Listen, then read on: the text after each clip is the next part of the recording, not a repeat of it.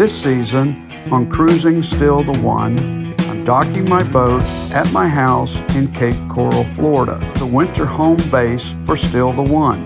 My plan this season is to cruise South Florida, including the Florida Keys, the east coast of Florida, and the Bahamas. Come along in my journey and enjoy the beautiful scenery, interesting people, and places along the way. You and I can learn something new through my experiences of a motor cruiser on Cruising Still the One.